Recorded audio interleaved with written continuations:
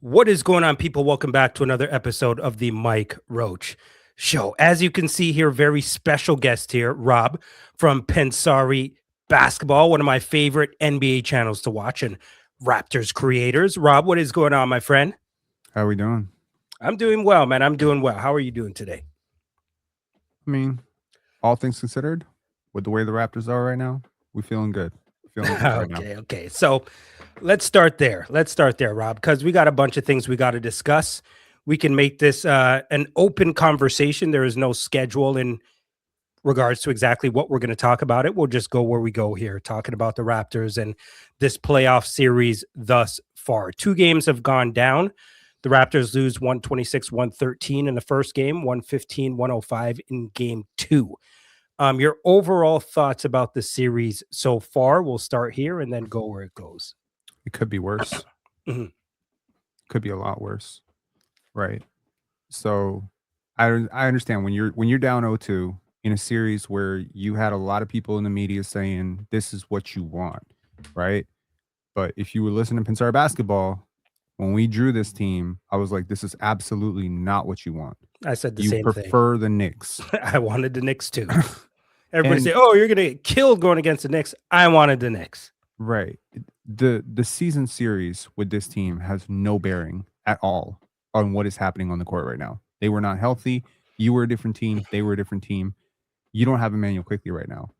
And as much as I've been a frequent critic of Emmanuel Quickley, he is exactly what you're missing right now. Pull-up jump shooting is what is going to keep that zone honest, is what keeps their defense honest. I think when I say things could be worse, I'll pose you a series of questions and you let me know if it's worse or better than where we're at right now. Okay? If the Raptors have gotten blown out in 2 straight games, it's worse, right? Sure. I mean, game 1 was bad, but game 2 was a lot better. What if game 1 was close and game 2 was a blowout? So we're going the wrong way now. Is that worse? That is worse. Exactly, because as the playoffs go on, teams figure each other out. You should be getting better as the series goes on, not worse. And that's what you're banking on. You're coming back to Scotiabank, and you've now proven to yourself that you can actually hang with this team. Number 3, all your shots fell in and you still lost in game 2. I think you feel a lot worse. You had a lot of open shots. Brandon Ingram missed some open shots, smoked some open layups. Everyone's missing open shots right now. This could be nerves. This could be on the road, young team, etc. You coming home. I'll give you another one. What if it wasn't Brandon Ingram who was completely coming up short in this moment, but it was rather Scotty Barnes? Feeling worse or feeling better? I'd probably feel worse. Yeah, because if your franchise player that you're building all this around went 2 for 15 last night, you feel a lot worse. What if it wasn't Jakob Poeltl who was struggling and getting played out of this series, but rather Colin Murray-Boyles? No, you definitely feel worse there. What if it wasn't Jakob Poeltl who was shining in this series, but rather someone like a Jamison Battle? And Jacoby just found himself to be unplayable. I mean, I wouldn't care, to be honest. Like I would hope it wouldn't be that way, but at the end of the day, I mean, either way, it wouldn't be good. Exactly. But if you're thinking about an investment, you've made a bigger investment in Jacoby. He is the younger player in this series. He's one of the youngest players. He's getting his first taste of playoff basketball, and he does not look scared in the moment. I feel encouraged about this. I feel encouraged about what I've seen from CMB. I feel encouraged about Scotty Barnes. And again, Scotty is not playing perfect basketball by any means. I think yesterday was a massive step in the right direction from game 1, which I thought was actually bad.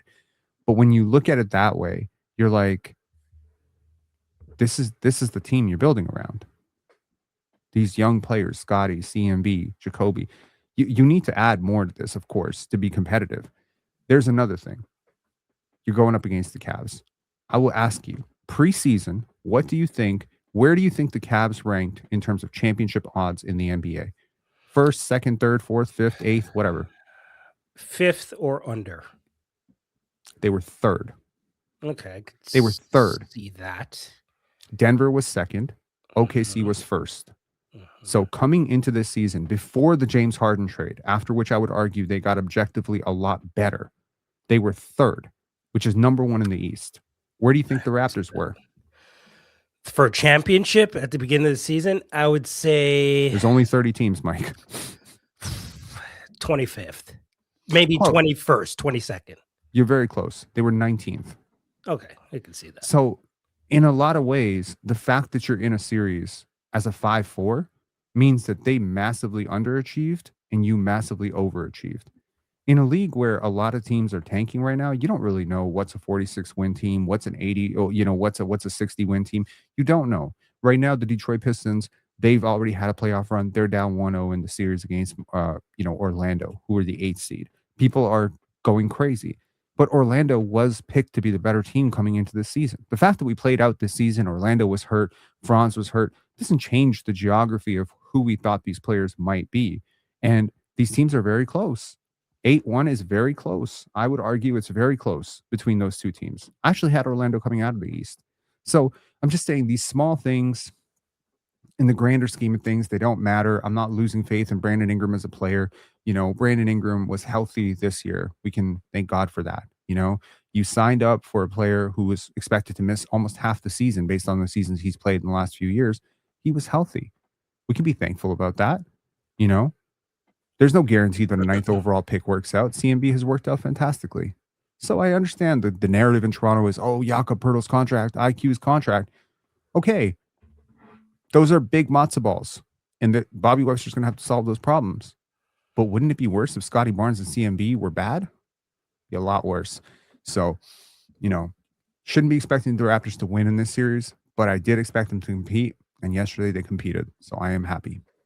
It looked really easy for Cleveland yesterday. Like, I thought that the Raptors were good in stretches. They were good in bunches, right? Right. But it's, when you watch some of the playback of that game, James Harden and Donovan Mitchell, and they made some tough shots. I don't think they're going to be able to make shots like that game after game after game. But yesterday in game 2, they made some particularly pretty damn tough shots in that game. Like, your defense is going to be able to do so much. You can slow these guys down. Not going to be able to really, you can't stop Donovan Mitchell to a certain degree. Not with this defense. Right. Certain elements of it, yes, you can. You need a stronger team defense. You're not going to be able to do it necessarily with one guy. And the same for James Harden. I think they could have played James Harden a little bit differently. Mm-hmm. But from an overall standpoint, what do you make up of how the Raptors regarding Donovan Mitchell and James Harden? The Raptors defense has been the most disappointing thing. The turnovers in the defense have been the most, but their offense has been surprisingly good. Now, yesterday they didn't make shots, but there's an analytic that measures, it's called shot quality index. And so basically it's a measure of who is taking the shot, when are they taking the shot, are they guarded, are they contested, and what is the likelihood of them making that shot? Basically, it's a measure of, is it a good shot or a bad shot? Mm. The goal of every defense is to force the offense into a lot of bad shots and to lower the shot quality. The goal of a defense should not be to make a player miss. The goal of the defense should be to get the wrong players in the wrong positions taking the wrong shots, right? So if I know that you are a bad corner shooter, running you off the line sounds very stupid. But if you go 5 for 5, you took bad shots and you made bad shots, because historically the data says those are not good shots. So the Raptors had a higher shot quality index than the Cleveland Cavaliers yesterday. That is hard to believe, because you get stars on your team to raise your shot quality. And the Raptors' offensive star in Brandon Ingram did not play well. He did not make shots. Their shooters did not make shots. And you were right in this game.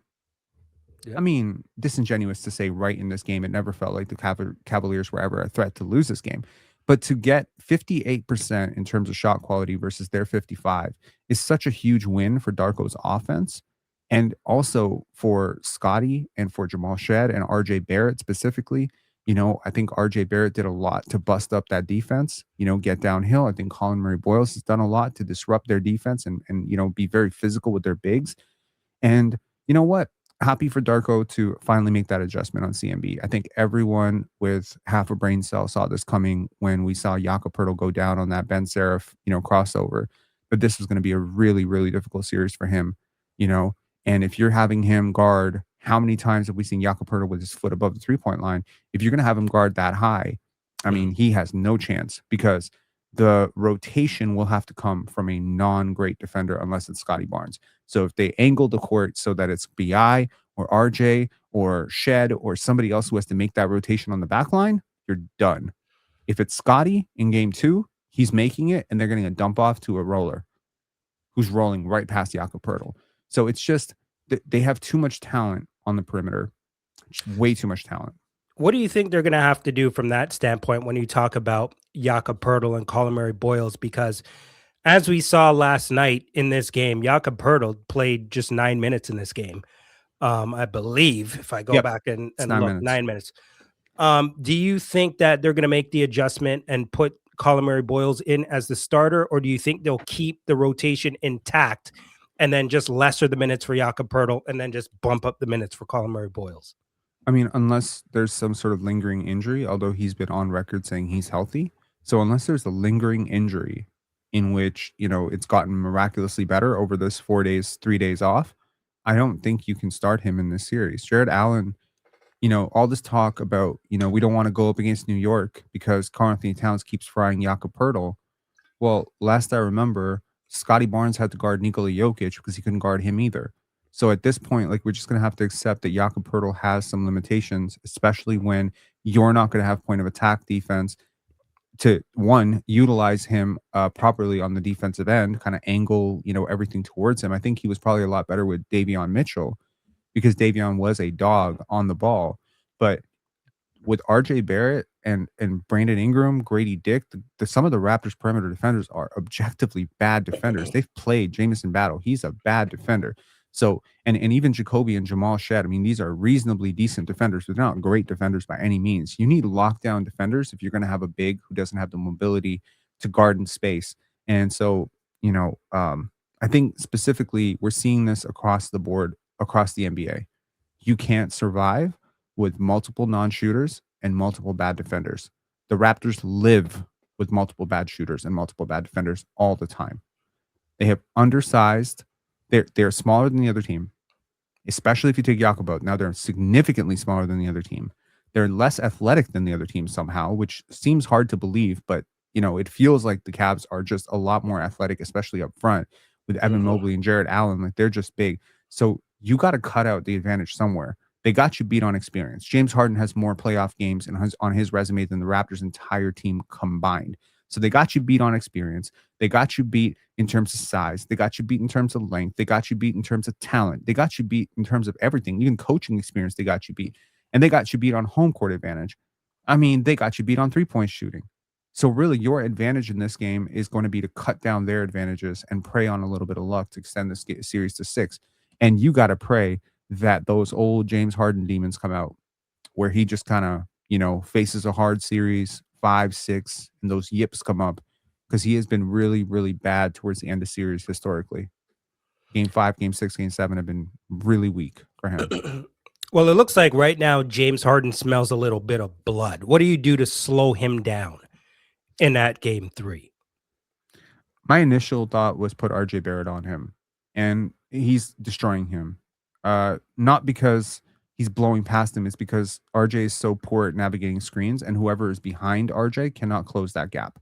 So, you'll have Jared Allen step up. So RJ's, first of all, I think the Raptors pickup point is just a little too high. I understand why they're doing it, but I just think they're just like 45 feet up into James Harden at the half court. You're just asking to get cooked at that point. Absolutely. Like space is your friend when you are the faster team.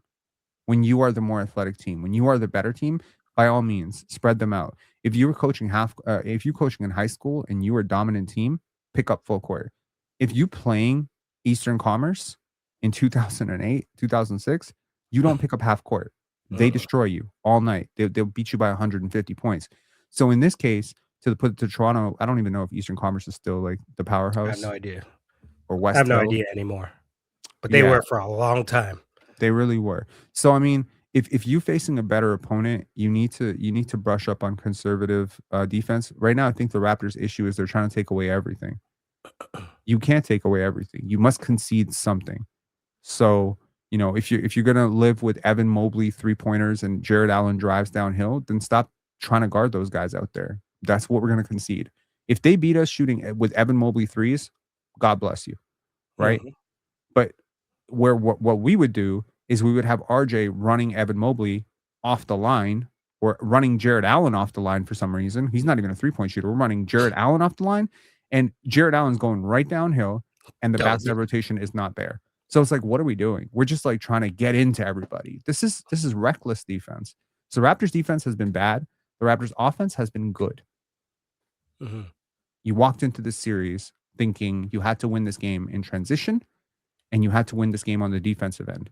You're finding out that your offense is actually a lot better than you thought. What are you liking about the offense from the Raptors right now? Yesterday specifically, I liked RJ getting downhill. I mean, it was good. And I mean, in fact, even in game one, he found spaces to attack. I think there's been a patience and a persistence to try. And I mean, it's not clean because there's a lot of turnovers and stuff, but they're trying to do the right thing. Right now, they're top blocking Ingram. So now you got to either prey on Ingram to get a lot stronger, off the ball and try to fight for pockets of space and fight for early seals, or you got to set like 3-4 screens for him to get away from Dean Wade. But the refs are allowing you to hold Brandon Ingram off the ball, this was my big fear coming into this series. So much of what the Raptors rely on is off-ball motion. The refs don't call a lot of off-ball fouls. Yeah, so a lot of the stuff, unless it's egregious, you're not really gonna exactly. Like again, like you're getting away with so much holding, grabbing, nudging because you want to stay connected, right? And the best way for me to stay connected to you is for me to hook you. So in the regular season, maybe they'll call that a foul. You're like, nah, cut this out. But in the playoffs, for whatever reason, as long as you're in a crowded corner of the court, they're just letting you hold. So you're almost like building a shield of people to kind of distract the defenders. The refs are all focused on the ball, which means off the ball, you're getting away with everything. And Brandon Ingram, the solution. Sorry, what was the question you asked? You asked like, what have I liked about the offense? Yeah, I've liked that they've been trying to be true to who they are. Like, I understand they didn't push as much pace in game one, but they got better in game two. I understand that, maybe you don't want to live with Scotty Barnes taking 4 threes a game and Jamal Shed taking 6 threes or 5 threes or whatever, but they're trying their best. This is not an easy defense to solve. You know what? I don't mind the 4 threes from Scotty Barnes at all. Sure. I listen. I've been saying this forever when it comes to Scotty Barnes. He had the 26 points in game 2. I'm not impressed with the 26 points that I got from Scotty Barnes because the way he played in that second half with how aggressive he was, especially in that fourth quarter. I want to see him start that from the jump. And the reason I want to see him play like that from the beginning is because you see what happens when Scotty Barnes goes to the rim. When he gets aggressive, they're not going to be able to stop him. Now, I'm sorry. I've been saying this forever. The reason I want Scotty Barnes to do that is because who the hell else am I supposed to rely on? If I have to pick on who I need to get buckets from, and I believe you, Scotty Barnes, have the ability to do it, I want you to do it. I want you to go to the basket the way that you did towards the end of that game. Because I just flat out don't believe that there's going to be somebody on a regular basis who's going to be able to stop him without fouling him. I just but don't see it. Fouling him and the refs are not calling it. So that's another problem that you have is Scotty doesn't know how to sell contact. So in game one, I felt like he was a little bit timid after he picked up that second foul about initiating contact, maybe, feeling like maybe I'm going to let my team down if I don't, if I don't stay on the court, right? And I think in game 2, in the first quarter, I didn't love his process. He wasn't assertive enough. Like there was a play right at the end of the first quarter where, he has CMB on one corner. I think AJ Lawson on the other corner. He's going downhill on Dennis Schroeder, and he decides to pass to CMB for the corner 3. No. See, I mean, you might as well call it a turnover because he passed to CMB. He made the pass. CMB takes the shot, and he misses. That's not a shot that I want CMB ending up with. The Raptors offense is playing into the Cavs defense's hands, which is what I don't like. However, what are you supposed to do? Like, you're generating the right shots for the wrong people. That's what I like about their offense. There you go. It's a little bit of a backhanded compliment to Darko. Your rotations are wrong. Your offense is right. So however the Cavs are playing it, they're leaving the corners and the dunker spot open. And the Raptors are finding those corners and they're finding the dunker spot. Now, if you're Bobby Webster, you're looking at this saying, well, it's not resulting in enough points. Okay, but it's resulting in good shot quality, which means you need to change the players who are taking those shots. So if instead of Colin Murray Boyles in that corner, it's Jamison Battle, suddenly the equation changes completely. And suddenly, I don't think the Cavs can go to a 3-2 zone as easily as they do. I don't think that they can wall up the middle for Scotty Barnes drives the way that they do. I don't think they can send 3 players onto Brandon Ingram if Jamison Battle is in the strong side corner. And once again, it's just a matter of how many weak defenders can you survive with at once. Did you watch the Hawks versus the Knicks? CJ McCollum fried Jalen Brunson in space. The rotation did not come because you also have another defensive liability in Karl-Anthony Towns on the court at all times. You have 2 defensive liabilities. That's what will sink you. You're not winning a championship in the NBA with 2 defensive liabilities. You might be able to win with 1 as long as that 1 is willing to compete. You can't win with 2. It's going to be really hard. And people always point to Nikola Jokic and Jamal Murray. Jokic played decent defense in the year that they won. That's the difference. Well, he's not as bad as a defender as people always say he is. They say he's god awful. That's not exactly true, in my opinion. At least. He's a great rebounder. He's connective. He's playing the passing lanes. He's overall very active. He doesn't block shots. Okay, cool. Like I would love. You know how many times yesterday the Raptors got a stop and then couldn't pick up the defensive rebound? If you had Jokic, you would get all the rebounds. I mean, Jakob Poeltl is allowing himself to get physically taken out of the series. You asked, like, what would he do with the Jakob Poeltl thing? Honestly, at this point, save him from himself. Just don't play him, or put him on the bench and have him come in for 5 minutes, see if he has it. If he doesn't have it, he can't guard anybody in this series. He doesn't have a good matchup. If you were going up against the Knicks, at least you could match his minutes with Mitchell Robinson. So what do you think overall with Jakob Poeltl so far in this series? Or have you already made that clear? I mean, obviously I'm disappointed, but like, I wonder what's wrong with him, right? Like, there's a lack of physicality, a lack of sureness with what he's doing. I've never really thought he was as good as some people thought he was. Like, I never thought he was worth trading the first round pick for. I never thought he was worth $20 million that they extended for. And I definitely don't think he was worth what they extended him for this offseason. I thought that was crazy. But that all being said, he's not unplayable with the right personnel around him. He's definitely not unplayable. And he's definitely not unplayable in the right scheme. I mean, if you watch Donovan Clingan, he's guarding Victor Wembanyama and he's playing drop. Yeah. And Donovan Clingan is, a mountain of a human being. He's 7'2", 7'3". They're not going to have him high hedging the perimeter and guarding 30 feet of space as Victor Wembanyama blows past him. I feel like Darko is sort of setting his players up to fail here, and I don't really understand why. I mean, if Mamu is guarding the rim and Jakob Poeltl is guarding the perimeter, you've miscalculated something tremendously in this situation. Obviously, if you're the Cavs, you want Jakob guarding the perimeter, which would make sense if you had a stretch big that could pull him out there, but you don't. I'm not scared of Evan Mobley beating me from 3. I mean, he shot well enough last year, but I'm not scared of it. So there's no reason for Jakob Poeltl to really be out there other than to make sure that James Harden doesn't come down with a head of steam. And of course, sometimes it's RJ Barrett getting lost on that screen. Yesterday today on Player's Choice, we were breaking down this particular play between Jamal Murray and Nikola Jokic, where Anthony Edwards says 1 pump fake and it's downhill. And Jamal Murray does not recover. So now Ant is going downhill. Jokic is a solo defender at the rim, and right behind him in the dunker spot is Rudy Gobert. Well, consider Jakob Poeltl's situation. If he's a drop big, he's going to be in the same situation, but he'll be a better shot blocker than Jokic in that situation.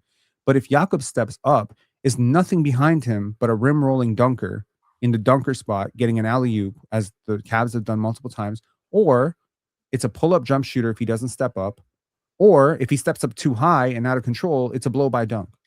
So it's really at the point of attack, they're letting him down. As much as he's letting everyone down, it's true. They're letting him down too. Yeah, because he's left in no man's land at that point. Absolutely. You're screwed. you're Absolutely. absolutely screwed. Very often, like that one slip in game one where, he comes up high, close to the 3-point line, and there's just a slip pass, like a little bounce pass from James Harden to Jared Allen going right downhill. Nobody comes over. And part of that is by design. No one can come over. It's Jalen Tyson in the weak side corner. You're not going to step over that. And Scotty Barnes has Evan Mobley on his hip. So if he steps up to stop that Allen drive, Allen's just going to throw it over. It's constant 2-on-3. Sorry, 3-on-2, 3-on-2, 4-on-3, 4-on-3, constantly. And it's largely RJ Barrett. So again, initially I considered RJ Barrett is a really poor off-ball defender. He gets lost. He loses shooters. So give him the matchup of James Harden. But I forgot, RJ Barrett is also a terrible screen navigator. Mm-hmm. So if he's a bad screen navigator and he's also a terrible off-ball player, then there's no matchup for him in this series. RJ Barrett can't guard a soul in this series. You'd be better off playing Grady Dick defensively in this series because at least Grady will stick to his man off the ball. He might get destroyed on the ball. If Grady gets switched out to, or Jameson Battle gets switched out to Donovan Mitchell, they're all dead. But RJ Barrett is not getting beat by Donovan Mitchell. He's getting beat by James Harden's screener constantly. Clip, doesn't recover, doesn't have the length, doesn't pursue, doesn't communicate, doesn't anticipate. So it's on the one hand, he's helping you so much offensively. And on the other hand, he's killing you defensively. Both games. Yeah, it's a pick your poison kind of thing at this point. But you need him out there, like you mentioned. I don't think he's good enough offensively to do this to your defense. That's where I'm at. Yeah, but you don't have a choice right now. You don't have a choice right now because you don't have anybody else that's strong enough from an offensive standpoint to make up for what Barrett gives you when he's out there. Like Scotty doesn't have enough more to give you from an offensive standpoint unless he makes up his mind that he's going to be attacking the rim more consistently. Like you need a combination. The Raptors don't have the luxury of someone playing poor at any point and being able to beat the Cavs. They all have to show up at this point. I think, okay, so it's a bit of a catch-22. On the one hand, RJ Barrett is a great release valve for drives that do not work for both Ingram and Barnes, right? When Ingram and Barnes get stuck being guarded by, a double team or whatever, please understand, very often RJ is not attacking Evan Mobley. He's not attacking Dean Wade. He's attacking Sam Merrill. He's attacking Max Strus. Which you should be. Which everyone on this team could do. Yeah. That's the difference. So it's a bit of a slanted thing. I don't think... Okay, so we can agree that RJ pretty much provides little to zero value defensively. Offensively, he's getting points. But he's getting points off of the gravity of your two best players. And on the other side of it, he's not a really positive screener. He does not stretch the floor the way Emmanuel Quickley does. I'll flip it around. If Emmanuel Quickley plays the first two games instead of RJ Barrett, you might actually be down only one game in this series. You might be tied 1-1. That's the gap. Maybe. Yeah, I mean, yeah. It's a totally different equation because I don't know how would we be able to calculate that one. Well, it's just about thinking about what are you giving up. Quickley is better at navigating around screens. Quickley is a better team defender. He's a much better off-ball defender. Even if you say Quickley can't guard James Harden because he's too physical, he can't guard Donovan Mitchell because he's too quick. Cool. At the very least, Quickley is not letting Sam Merrill and Max Strus get off because he's a good off-ball defender and he's alert. He's aware. That's number one. Number two, he creates much, much better spacing on the pick and roll for Jakob Poeltl than RJ Barrett can. Much better. Yeah, so sure. At the very least, you're activating your other players. I'm saying like Quickley is an additive amplifier of other people's half-court production. His pull-up jump shooting means you have to play him honest. Because you have to play him up on the pull-up jump shot, the big has to vacate the paint to contest his jump shot, which opens up drives and angles for Colin Murray-Boyles, Scotty Barnes, Brandon Ingram. His ability to stretch the floor, if we have Quickley and Ingram isolated to sort of one side of the court, that defender, Ingram can drive into Quickley's man's airspace, and that man cannot vacate. He cannot double. Whereas right now you have Jamal Shed playing instead of him. And every time Ingram turns his back to Jamal Shed's defender, that defender, whether it's Donovan Mitchell, whether it's James Harden, whether it's Sam Merrill, is going to come down and dig on Ingram's handle, which is too high. Oh, yeah. You can't do that with Emmanuel Quickley. So in and of itself, the casual fan is going to see RJ Barrett 25 points, RJ Barrett amazing, can't replace 25 points. My point is those 25 points could be coming from Scotty Barnes, Brandon Ingram, CMB, Sandro Mamukelashvili. There was a narrative when RJ Barrett went out that you can't function without him, that your offense is cratered without him, whatever. And I get that. I totally understand. He becomes a valve and a cutter into space, and that is important. But you can use other players in that role. Mm-hmm. And Grady has really positive on-off numbers too. The thing is, though, the thing is with RJ, what you don't have to, because a lot of the time I don't like RJ's shot selection. Mm-hmm. The difference with RJ is his mentality is different than a lot of them. He's not afraid. Yep. That's the difference. RJ is the one guy where you may not like the shot selection that he takes, but overall, you never have to worry about him being passive.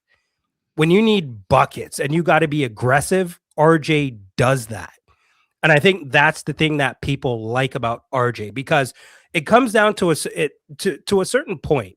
When you get into the playoffs and you're looking at a guy like James Harden and a Donovan Mitchell, you're looking at your two guys, Brandon Ingram and Scotty Barnes, because we're just talking about stars here, right? Who do you expect more from? Are you going to be expecting more to come from RJ? You're going to be expecting more to come from Ingram, Barnes. Everybody's looking at Barnes and Ingram coming into this series for the Toronto Raptors. And that's one thing I didn't like about what Ingram did after the first game when he talked about Coach Darko and him and his getting his shots off after the game. Well, I mean, obviously, if you do that to the public, what do you think Cleveland is going to assume that you're going to do as soon as you get into game 2?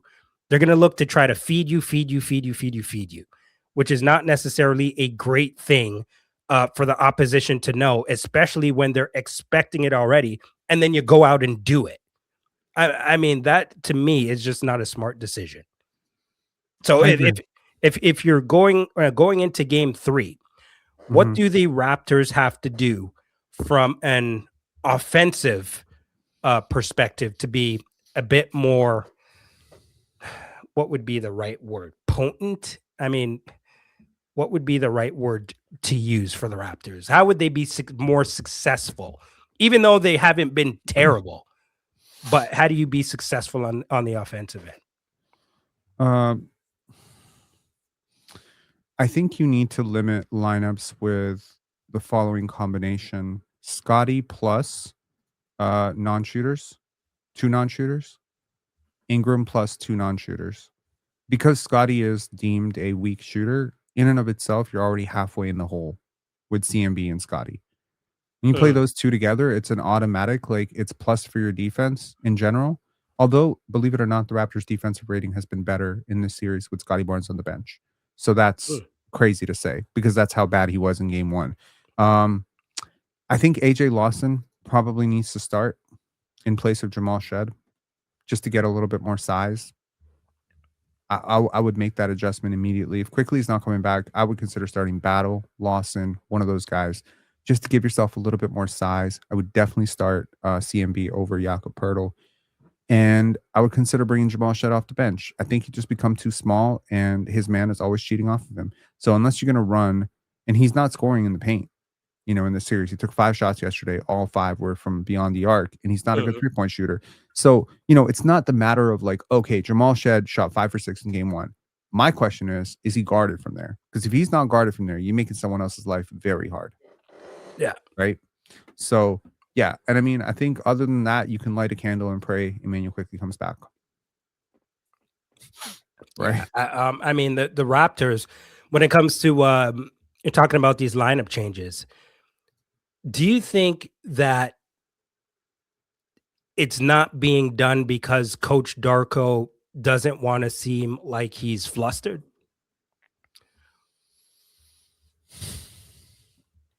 I think there's a sense of like breaking trust within the group, you know. There's definitely some element of that. Like it's in a what could be a 4-game series, but possibly will be a 5 or 6 game series. You're not going to have enough time to really study the data and get enough of a sample size. So hopefully by Mhm. the end of the series, you'll get an idea. I don't think on off lineup data, anything like that. So you're sailing and failing in new territories right now. But that being said, the principles of basketball must be adhered to in this situation, right? And your lineup all year, people have said it doesn't make sense. But then you go out and you win basketball games anyway. But you barely ever beat a top 10 defense. So here's my question. What do you think the Raptors' record was against top 8 defenses? Mind you, they were the 5th ranked defense. So it's only 7 teams, the following 7 teams: OKC, Detroit, San Antonio, Minnesota, Houston, and Boston, and New York. Those are your 7 teams. What do you think their record was against the top 7 defenses? Against the top 7 defenses. I don't know. Not very good. Well, they played them in 20 games. How many of those 20 games games. how many Okay, so games do you out think of they won? 20 games, I'm gonna say I'm gonna say 3-17. Close, 2-18. Oof. 2-18 against those specific defenses. And again, Mm, 0-2 against San Antonio. You go 1-1 against the Thunder, 1-2, 1-2 against 1-2 against Detroit. The only win you got was mm, against the best 2 defenses, Detroit and OKC. You got 1 apiece there, but mm, you were helpless against New York, 0-5. You were helpless against Boston, 0-4. And so it's just like, what is it about the Raptors offense that doesn't work when you go up against really great defenses? And right now, you're not going up against like a technically great defense, but I could argue they're playing much better defensively than I thought they could. Like mhm. the way they're playing defense right now is very competitive. It's very top 10-ish, top 12-ish. And you have last year's defensive player of the year, and you have arguably one of the best defensive centers anchoring everything down. Yes, you've got weak positions on the court, but Dean Wade is a very good defender. Keon Ellis is a good defender. Dennis Schroeder's capable-ish. So, Mhm. they've got more defensive talent than you. You're the top 5 defense. They're the 18th or 15th ranked defense. They're 15th ranked defense. But when you add in, Evan Mobley plus Jared Allen, they're a lot better. When you put in Jared Allen, Evan Mobley, and Dean Wade, they're a great defense. And they Mhm. played that lineup combination a lot. And there's a lot of size, right? So it's like they found a way to compensate for their 2 weakest defenders, but their 2 weakest defenders are not terrible defenders. Donovan Mitchell and James Harden are not terrible defenders. RJ Barrett is a terrible defender. So they don't play anybody as bad as RJ Barrett unless you're talking like Max Strus, maybe, or Mhm. Sam Merrill, one of those guys. But they're coming them off. They're bringing them off the bench. So you don't have a Wemby here. You don't have a Rudy Gobert. You don't have somebody who can clean all this up. And Yeah. asking Jakob Poeltl to do that would be crazy. So I think obviously start CMB, start Jacoby, you know, or if you're not going to start Jacoby, start AJ Lawson. Just get a little bit more size and pray for some misses. Yeah, I think I would rather start probably Jacoby. There's you know what? There's just a trust that I have with Jacoby for Mm, some reason that I could feel when he's in the lineup, right? But sure. I want to ask you about go back to Brandon Ingram for a second. What do you think is the right way? Because we talked about earlier in the show, you talked about how the Raptors could do a better job from a defensive standpoint in regards to matching up with Mitchell and Harden. So I want to go back now on the other side, on the offensive side, when it comes to Brandon Ingram. What is the best way to utilize his skill set in the offense, in your opinion? Uh, it's a good question. I think similar to how the Indiana Pacers used Pascal Siakam Mm, last year, I think that would be similar. I think as a trailing 3, if he was willing to set better screens, I would consider using him as a screener because of his off-ball gravity off those screens would be like really good. But he rarely will ever set a screen. But imagine him setting the screen for Emmanuel quickly. Like, when have you ever seen that happen? But if it did happen, if by miracle he decided, hey, I'm a 6'9" guy with long arms and a lot of scoring gravity here, let me set a screen, let me set a down screen on Emmanuel Quickly's man, hold my position, take this contact, bring my man into the play, get quickly vaulting downhill as I extend up. I think he just, the best way to use him is to get him into a classroom and learn how to play basketball. Sounds crazy to say that about a two-time All-Star. You know, when Ingram was traded here, there was a clip of him that circulated online about how much of a basketball junkie he is. Have you seen it? Where he talks about like how he just like loves to watch film on Kobe and I think I've probably seen it, but it's a very interesting clip. And I regret to say I'm the person who shared it. And it circulated around and people saw it. People were like, oh man, because I felt like a lot of people were really down on Brandon Ingram, and I like Brandon Ingram. So I wanted to share like what a nice dude he is, you know? So I shared some stuff about what a hard worker he was in high school. I don't doubt that Brandon Ingram's a hard worker. I know Brandon Ingram's a hard worker. I know people close to him who swear by this guy's work ethic. He lives in the gym. He's a junkie. He's a work ethic. The problem with Brandon Ingram is not that he doesn't work hard. He does work hard. The problem is he wasn't watching film. He was watching the highlights. Kobe Bryant did 100 things you didn't notice before he did that one big thing that you did notice. Right? There's a craft and there's a level of obsessiveness to where around the details that you have to get obsessed with. And sometimes you learn those details when you're a Jamal Shed because you have to. You have to become a student of the game because you're not a 5-star recruit. But when you're an RJ Barrett, when you are when you're an Emmanuel Quickly, you're all 5-star recruits, all of them, all 5-star recruits. You don't have to focus on the details as much. And so you become a little bit more free flowing about how you think the game ought to be played, how you think you need to play. But I think sometimes, like, it's good that I think the Raptors really overinvest in late bloomers for this reason. So can you break that down for a second when you talk about having to learn that skill set because you're not a 5-star recruit? So I know exactly what you're talking about. But for those who are watching that may not necessarily understand, can you break it down a little bit more for them? Okay, sure. So when you're not a 5-star recruit, you have to kind of fit in around people sometimes too, right? I'm not saying 5-star recruit. I'm saying 5-star, 4-star, 3-star recruits sometimes even. You can still be the best player on your team, but you're not like gassed up. So when you go to an AAU squad, you might be the second option, the third option, the fourth option. You might be the 5th starter. You might be the guy in the dunker spot. When you're a late bloomer, you have to find advantages before you grow to it. That's why they probably like Jonathan Mobo so much, not because he was Scotty's best friend, but because he was 5'11" as a point guard. He had to learn how to grow into that bigger position. He learned the game at different levels. Anthony Davis is another one. He grew up playing point guard. He hit a growth spurt. Now he's a big. Now he takes all the absorption of learning the game as a point guard into a big's body, and suddenly you get Anthony Davis, the incredible player that he is.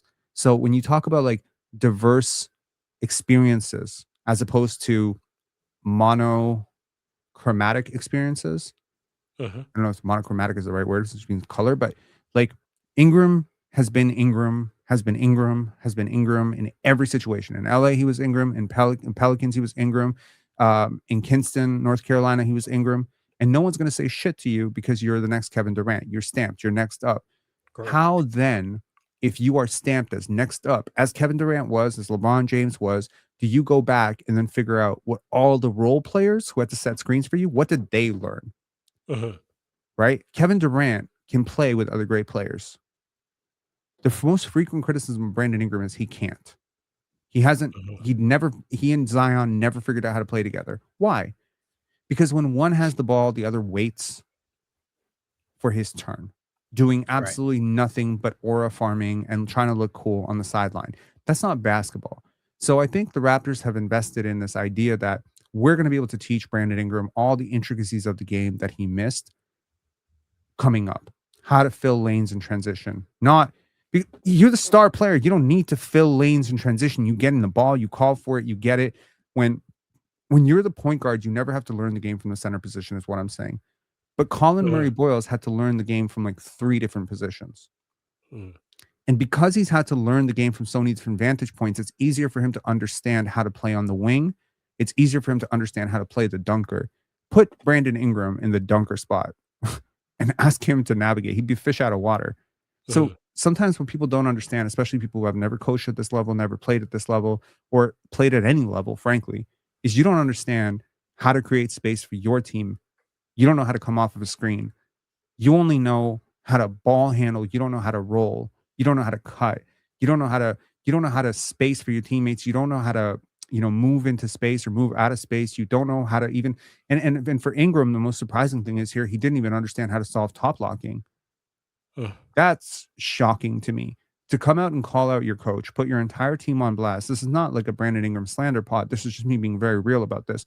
You're going to put out your entire team to have to answer for 48 hours in news cycle. Like, this is why Brandon Ingram didn't get the ball. I watched the tape. I watched the tape. The reason Brandon Ingram didn't get the ball is Brandon Ingram. Exactly. He was being held by Dean Wade and decided, I don't want any of this.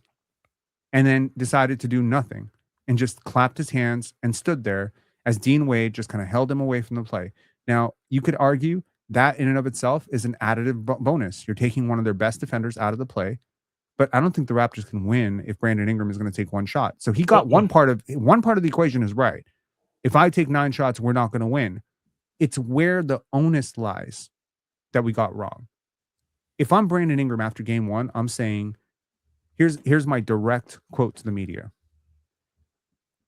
I will be better in game 2.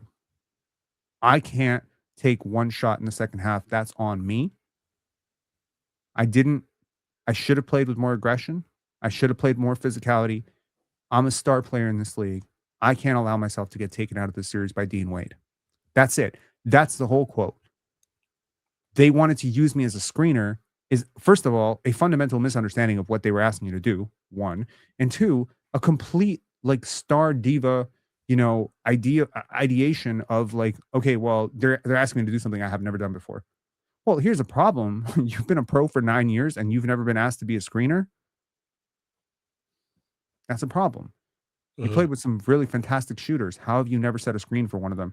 And like, again, I'm being a little bit disingenuous by saying he's never set a screen. I'm sure Brandon Ingram has set screens before in his life. It doesn't happen enough. If you go look at how the Charlotte Hornets offense works, why does it work so well? Because it's LaMelo Ball coming off of a Con Knipple screen. Go try to guard that shit in space. You've got LaMelo exploding downhill. LaMelo total like meta of basketball, totally like unpredictable verve and control in his game.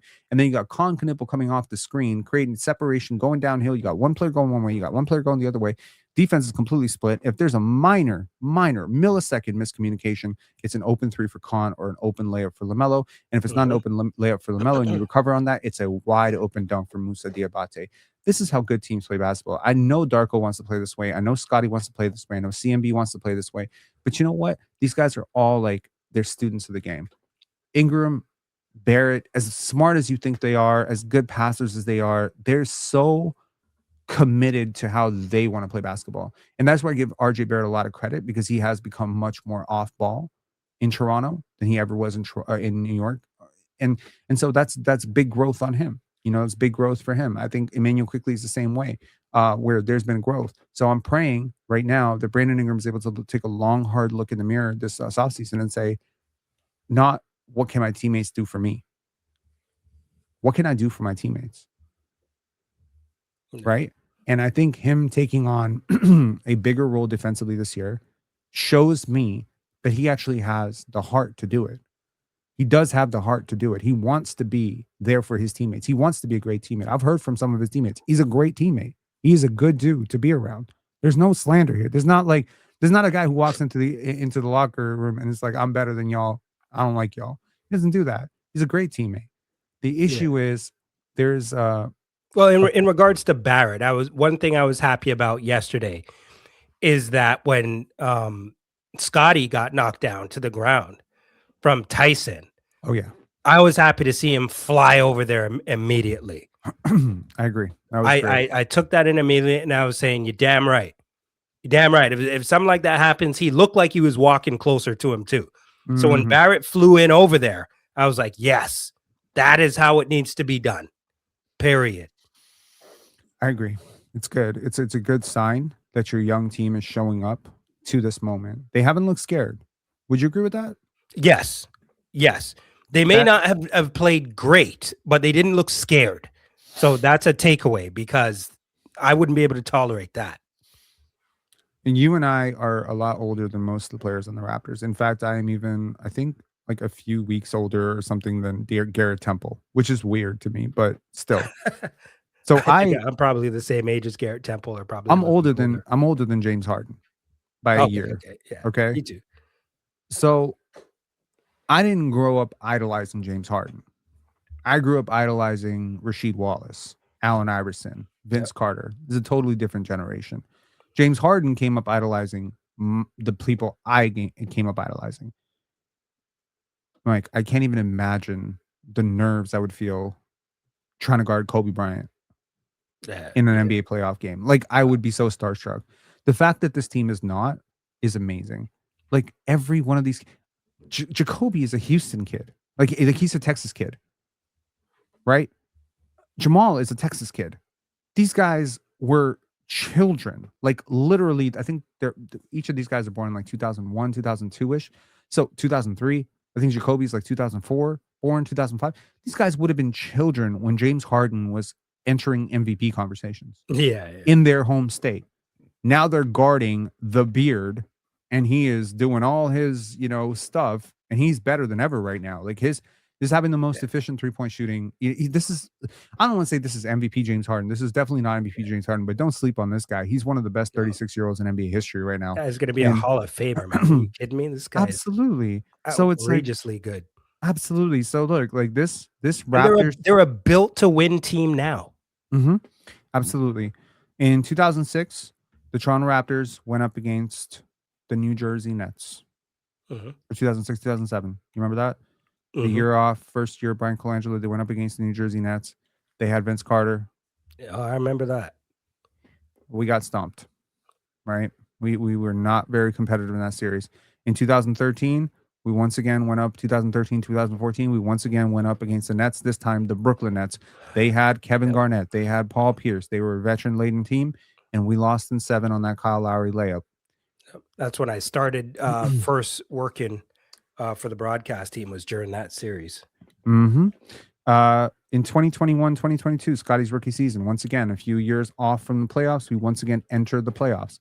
If you look at Vince's second year, when we first went to the playoffs and got swept by the Knicks, right? And all of these firsts for that group, because again, I'm not holding Scotty Barnes to what Kawhi Leonard did. He's not Kawhi. He's not Marc Gasol. Not a single player from that, iteration of the team is here. So it's not fair for Raptor fans to hold it. So here you had a few years off. You have a completely new team. It's also not fair, by the way, to say, well, wasn't Scotty in the playoffs in 2021, 2022? Guess how many players are still on that team on this team from that team? One.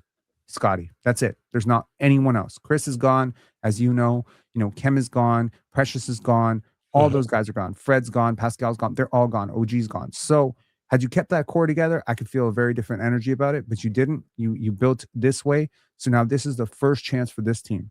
I will argue, among all the teams I have just described that the Raptors have faced in their first run, this Cavaliers team is the best team you have faced. 100%. That's without question. That's easy. So definitely. And you could maybe even argue that this Raptors team that's making it through isn't the best team of those teams, right? So actually, you know what? That New York team that Vince and Tracy went up against, that was a pretty good team. That was a good team. That was a good team. But I don't think they're as good as these guys right now, though. I still don't think they're as good as this Donovan Mitchell and James Harden led Cavs. Donovan Mitchell might be the best player you faced in all of these games. He's definitely better than an old Paul Pierce. He's definitely better than old Vince Carter, or older Vince Carter at that point. 2007 Vince Carter. Yeah, he's better than 2007 Vince Carter. He's not better than Joel Embiid in 2021 though. No. So Embiid would be the best one. So look, I mean, Scotty pushed, Scotty and the Raptors pushed that series to 6. I suspect we'll probably push this to 5 or 6. Maybe we even win this series. I'm not ruling that out right now. I'm just saying to anyone out there who's just like, why did we waste this season? Why did we waste this season? We should have tanked. It's like, bro, you got to start the clock. You always have to start the clock. And if next year if you fall back and you're 30-win team, you can call this like a really big wasted rep. But I don't think there's anything like I don't think the playoffs can ever be completely wasted. With a young No, team getting this I kind of never do. experience, like I think Scotty's going to work so much harder this summer because of this experience. I think CMB is going to be so much more motivated because of this season. I think you as a team have so much more data and information about the types of players you have on this team. And unfortunately, so does the rest of the league. So Brandon Ingram trade value slowly cratering. So Yeah. I got a couple more here for you, Rob, before we get out of here, which we'll close out in just a few minutes. No, it's funny too, because now you bring that up. And, I was talking to my brother earlier today, and he was talking about Scotty, and he was talking about Brandon Ingram. And my brother was just like, listen, you got Scotty Barnes and Brandon Ingram. You go into the offseason, you figure it out around those guys. Just figure it out. There's going to be a lot of work to be done in the offseason. And I don't talk about the offseason right now because I at least want to get the season completely over with before we get to that point. But when you look at Bobby Webster, what do you think is the first thing that he's going to have to look at? A mirror.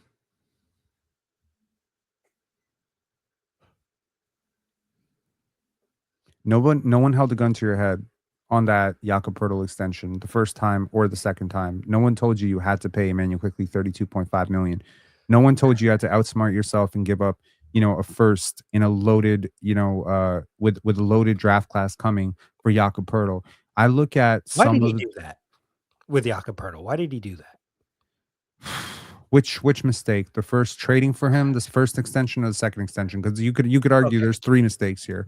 Yes. You could also argue drafting him in the first place was a mistake because you passed on Domantas Sabonis, but that's another question. But yeah, let's go with this last massive contract here. Okay, he's coming off a really good year last year. So, yeah, it's a massive overpay even by that standard, and you should be getting a bit of a hometown discount at this point because if he wants to stay put, I don't know why the Raptors always have to overpay guys. I understand the taxes and whatever, but like this is an international player. Brian Colangelo tried to tell us that these international players love Toronto. In fact, I've talked to international players, not Andrea Bargnani, but another guy who played with Andrea Bargnani on the Raptors. He loved it here. He said if he could play for any team in the NBA, his first choice would be New York. His second choice would be Toronto. Foreign guys love it here. So why do we have to overpay? You're not paying a kid from Inglewood or the south side of Chicago to come here, in which case maybe you have to pay a little bit more money. No, you trying to pay a guy who grew up in Austria to play here, and you got to overpay, and he's your homegrown talent. Feels stupid. So, anyways, I guess they just didn't want to be without a center. And to me, centers are a cheap commodity in the NBA. Day'Ron Sharpe was available for a first-round pick. I think Day'Ron is good. Goga Batadze is playable, although not remarkable. Wendell Carter was available at times. Nikola Vucevic went for nothing. Kristaps Porzingis went for jack shit. Like, this is not the archetype that it used to be. There was a time when you and I were growing up that teams would parse out like 3 first-round picks, 2 first-round picks to get a starting center. They'd go devote a first overall pick to Ryan Kalkbrenner was one of the best defenders in college basketball last year. He went in the second round. That dude right now is probably more playable in this series than Jakob Poeltl. So you really don't have to go out your way to do this. Like Joan Beranger, there's so many bigs, even in this draft, like that you could target, like a Daymara. There's so many guys. And I'm not saying, that any of them are going to be equally as good as Jakob Poeltl. They'll be a hell of a lot cheaper, though. Yeah. And I'll tell you what, that pick that you traded away for Jakob Poeltl could have very easily been Donovan Clingan. Right? It was the 8th overall pick. Minnesota chose. San Antonio traded the pick to Minnesota. They picked Rob Dillingham, but you could have picked Montes Buzelis. You could pick Donovan Clingan there. So I mean, we don't know what's going to happen with Jakob Poeltl in the offseason, but let's say he's back, right? Let's say he's back next season.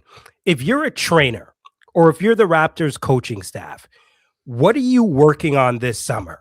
You're saying, Jakob, listen, the season is over. You're going to be here next season. You got to work on A, B, and C to come back as a better player. Well, the first thing I would pray is that his love for the game is still there.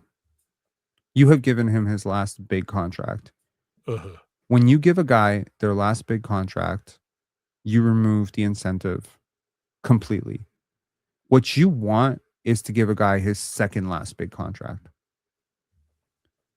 The Raptors are very good at typically giving players their last big contract. Kem Birch, last big contract. No offense, Chris Boucher, last big contract. Kelly Olynyk, last big contract. These guys end up minimum players right after, and shortly thereafter out of the league. Yep. Aaron Baines out of the league afterwards, right? These are not guys who are signing a fit. Damari Carroll, last big contract, Uh-huh. right?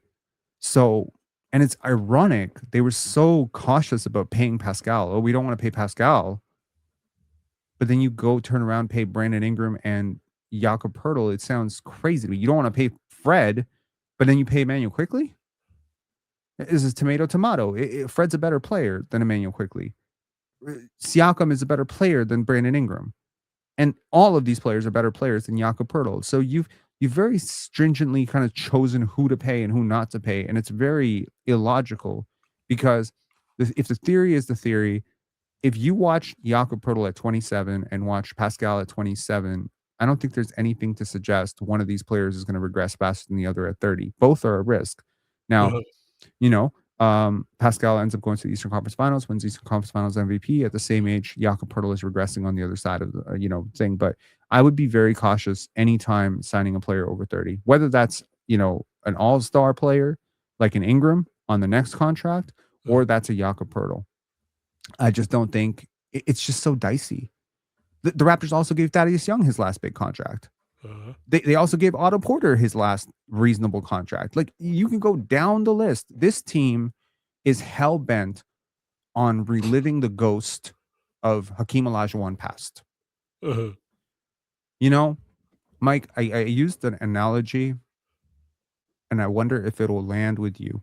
But I think you're a common sense guy. I think you're going to get it. Have you ever walked into a bar and you see this girl? She's very, very, very pretty, right? She's very pretty, but she looks sad. So you think to yourself and go over, ask her how she's doing, how she's having a good day, right? And she starts talking. So you got a man? No, I don't have a man. My boyfriend just dumped me. Okay. And my boss is coming down my neck, and I'm trying to sue this guy, and I got an ex who won't stop calling me. And you're like, man, poor girl. Poor girl. She's going through all this stuff. Man, poor girl. Let me help her out. Run. Run for your life, bro. That's exactly what I was thinking. Run. This is drama. This is a person who got ex drama, boss any drama. Part of this. Run for your life. But there is a guy that goes in with a low self-esteem, and he just like, I can solve this problem. This girl is crying for help. Poor girl. I can solve her problem. I see the gem inside this mess of a human being right now. No offense. Truth be told, the Raptors think that they're geniuses. They always think they can identify the fallen asset.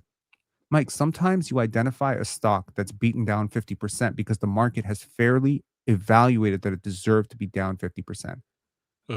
Just because one time that stock bounces back 150% the next day doesn't mean you're a genius forever.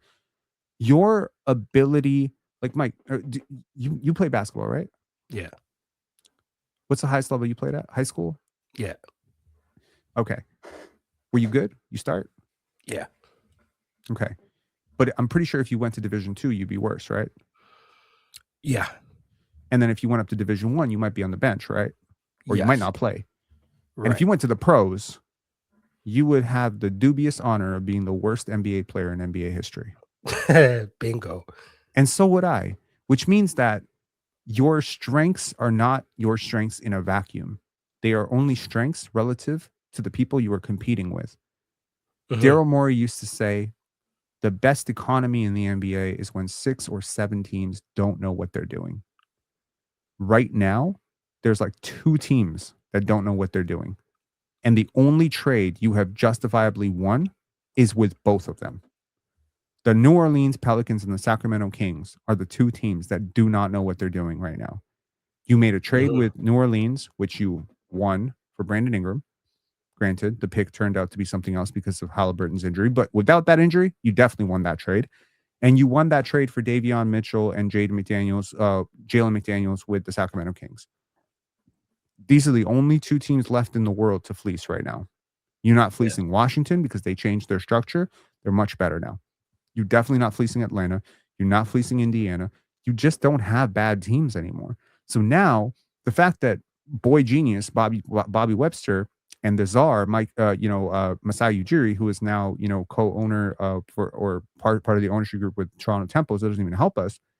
These guys might have been ahead of the curve, but you know what happens when you're successful? Brain drain. You lose Jeff Weltman. You lose a lot of your front office, right? The other thing that happens, people copy you. They figure out what you figured out, and then they take it a step further. You cannot operate. If you're Bobby Webster, you can't walk into this offseason all smug and thinking like you're going to find the next, you're a genius. You're not a genius anymore. People have caught on. You wanted to play small ball. You wanted to value versatility over everything. So you went and got Scotty Barnes. Cool. Now Cooper Flag is in the league.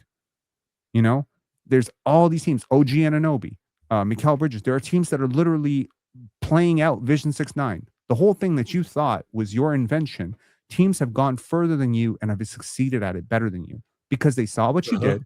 Look at this Ingram thing. This is very rare in tanking circles that a bad team will trade for a really good player and then just sit them. The Washington Wizards just did it this year twice with Trae Young and Anthony Davis, and then the Utah Jazz did it with Jaren Jackson, right?